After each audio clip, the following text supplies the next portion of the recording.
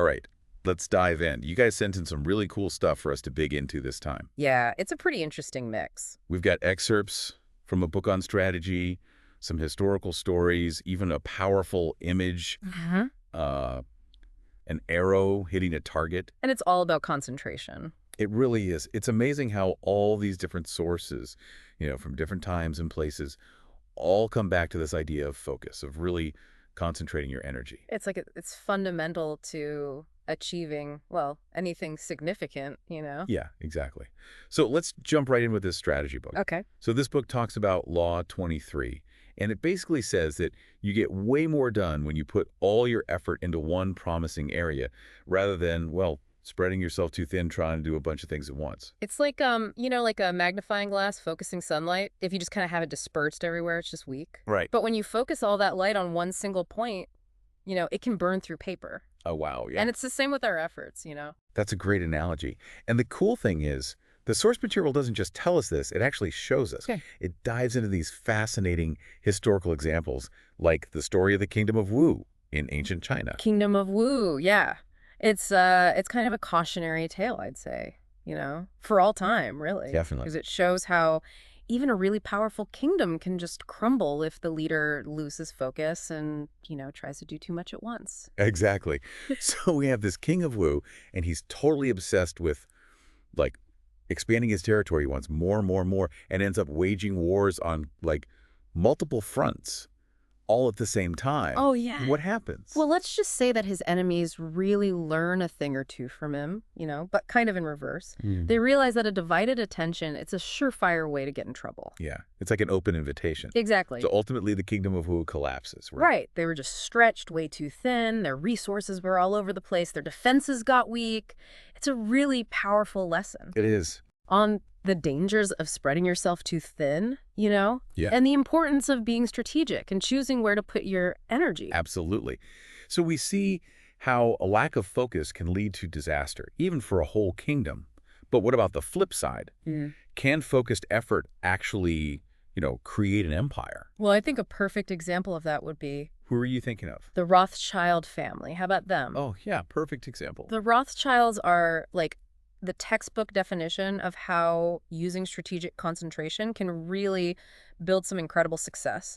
They didn't just try to, dominate every single industry out there. They really picked specific markets and put all their resources into those. So they were like expert chess players, right? Yeah. Making very calculated moves, consolidating their power. Exactly. And eventually they become like the dominant force in the financial world. Exactly. It's brilliant, honestly. It is. It shows how when you focus your efforts and you have a good plan, it can lead to some huge success that lasts.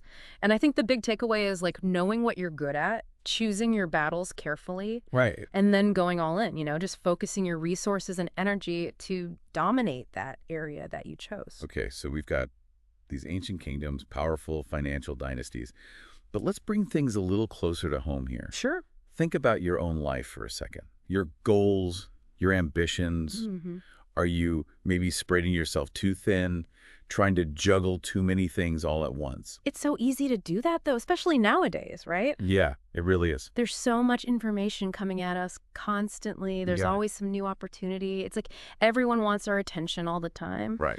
But, the Rothschilds, they didn't build their empire by trying to be everywhere at once. They focused on what mattered most. And that's such a powerful lesson that we can all apply, no matter what we're trying to achieve. I agree. Launching a business, learning a new skill, it doesn't matter. Yeah. Even just trying to improve your relationships, honestly. The principle of concentration is it's always there. Yeah.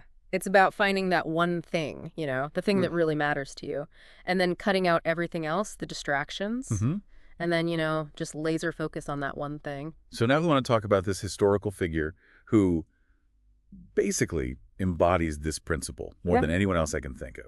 Okay. Who's them? Napoleon Bonaparte. I mean, this guy was all about single-minded focus. Like, can you imagine being so fixated on a goal that even being imprisoned couldn't stop you from concentrating on it? I mean, it's pretty incredible when you think about it. It really is. And yeah, Napoleon's focus, it was definitely a huge factor in his success, in everything. I mean, he rose to power so fast. He did. Won all those battles. So many. He was just, he wasn't someone who did things halfway. He studied his opponents, found their weaknesses, Oh, yeah. and then, bam, he'd focus his forces and strike. So he was like a master strategist, always looking for that one weak spot. Exactly. He found that one point that could change everything. And I think that's another powerful lesson for all of us, even if we aren't, trying to conquer the world. Right. It's about understanding that real power comes from concentration, not from spreading yourself too thin. It's about putting your effort where it'll have the biggest impact. Absolutely. So we've got ancient kingdoms, empires, military masterminds, but let's shift gears a little Okay. and explore another really interesting angle on concentration that the source material highlights, which is the power of patrons. Patrons, yeah. They can make such a difference. They really help someone concentrate and achieve amazing things. Like the Hmm. source material uses this example of Michelangelo, in the Medici family. Oh, yeah. Their support for Michelangelo, their belief in his talent, it gave him the freedom to just create. He had the space and the resources to create those incredible masterpieces. It's like they provided that fertile ground, Yeah. Yeah. where his genius could just blossom. Yeah, And they exactly. gave him the space to just focus, explore, really push the boundaries of his art. And he didn't have to worry about money or political pressure. Exactly. That level of focused support, it's powerful. It allows you to just completely immerse yourself in what you do, hone your skills, reach your full potential. Totally. But the source material also uh, warns about becoming too reliant on just one patron. Oh, right. It brings up this example of Caesar Borgia, him. Yeah. He lost absolutely everything when his dad, Pope Alexander VI, died. Yeah. It's kind of a reminder that, you shouldn't put all your eggs in one basket. I mean, Caesar Borgia, he had so much power and influence, He but did. it was all built on his dad being the Pope. Right. And when his dad wasn't there to protect him anymore, Gone. his enemies came after him and took everything. So it's almost like, thinking about diversification. Right, right. Even in terms of your support systems, right? Yeah, yeah. Sure, having a strong patron can be amazing, It can. but you've also got to cultivate different sources of support. Mm-hmm. Build a wider base for what you're doing. Yeah, it's about having that balance. Right. You want that main person, who can champion your work, Right. but also have this wider network that can give you stability if things get rough. So we talked about all these historical examples, but let's bring it to today. Okay. The world right now, I mean, it's a whirlwind of distractions, right? It really is. I mean, you've got social media, notifications, the news is on 24/7. Oh, yeah. It's hard to just disconnect. Right. So how are we supposed to cultivate the kind of focus that Michelangelo had Yeah. or Napoleon in this Mhm. crazy, chaotic world? It's tough. Definitely tough. But I don't think it's impossible. Okay. The source material actually has some good advice about how to do this. Oh, this is good. One of the key things it talks about is it's more about quality than quantity. So it's not about trying to do a million things at once. Exactly. It's more about choosing a few things that are really important to you Right. and giving those your full attention. 100%. 100%. There's this quote, actually, from a 17th century writer named Balthazar Gracian. He said, "Prize intensity more than extensity. Ooh, Perfection resides in quality, not quantity." I like that. It's think of a lake. You can just skim the surface. Right. Or you can dive deep down to the bottom. You see so much more when you dive deep. Exactly. You explore, you find hidden treasures, right? Yeah. And that's what concentration is all about. Diving deep? Diving deep, yeah. It's immersing yourself in whatever you're doing and just giving it everything you've got. So, how do we actually apply this in our lives, though? How do we become more like those deep-sea divers? Right, right. Well, the source material gives a few ideas. One of the big ones is to just minimize distractions. that makes sense. Turn off those notifications. Find a space where you can really work and, be strict about your time. Don't let people interrupt you. Create those boundaries. Exactly. Create that space. Yeah. Both physical and mental. And it's also about being really in tune with your energy. When you're feeling most productive. Yeah.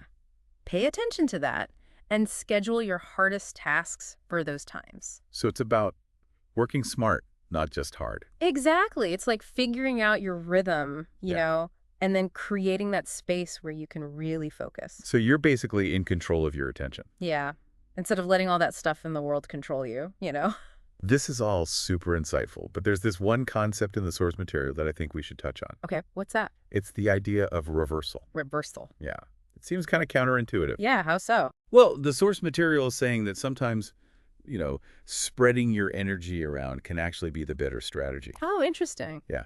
It uses this example of guerrilla warfare, where a smaller, weaker force can beat a bigger, stronger one Right. by spreading out, using surprise, being more agile. It's like judo. Exactly. You're using your opponent's strength against them. Mm-hmm. Instead of trying to be just as powerful as them, you find ways to outsmart them. Right. Hit them where they're not expecting it. Exactly. They'll get that. So it's all about being adaptable and thinking strategically right.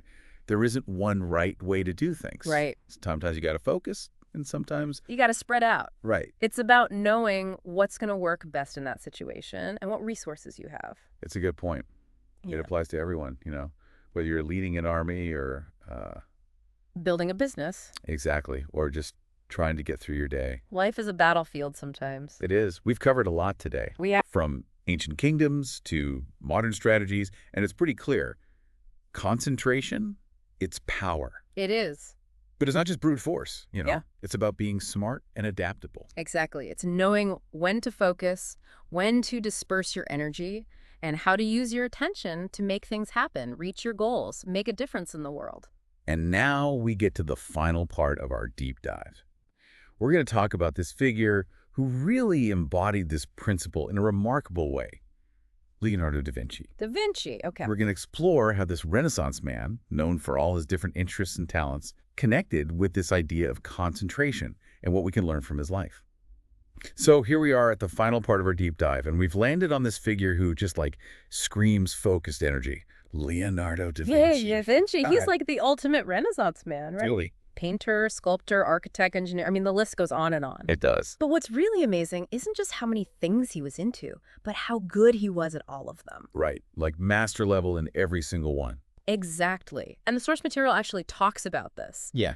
about how concentration played a huge role in all his success. It's like he had this wellspring of focus he could tap into, Yeah. and he could direct it wherever he wanted. Yeah. Whether it was painting the Mona Lisa All right. or dissecting bodies to figure out how they worked. He didn't just look at the world, He really took it apart, analyzed it, tried to understand all the underlying principles. But the source material also points out that even Da Vinci, with all his genius, struggled with concentration sometimes. Oh, yeah. Yeah. Apparently he was known for not finishing projects. He'd get captivated by some new idea and just drop what he was doing. So even Da Vinci got distracted. It seems like it. Huh. That's kind of comforting, actually. It is a little bit. Even the greats have to figure out that balance between focusing on one thing and exploring new stuff, right? Right. It's not about being rigid. It's about being smart about it. Yeah. Knowing when to go all in on something and when to move on to a new thing. So it's not just about working harder or longer. It's about working smarter, choosing what you're going to focus on. Exactly. And knowing when to just let something go. Sometimes that's when the best ideas come, when you switch things up. It's almost like you have to learn how to use your attention. It's a tool. I like that. You got to be flexible with it. Yeah. This whole deep dive has been pretty incredible. We went from ancient empires to Renaissance masters. Yeah. And I think the big takeaway is this. Concentration, it's power. But it's not this rigid thing. It's about strategy. And being adaptable. And being smart about how you use your attention. Exactly. It can really help you shape your world. So, to wrap things up, we want to leave you guys with a question. In this world where everyone's fighting for our attention, how will you choose to use yours?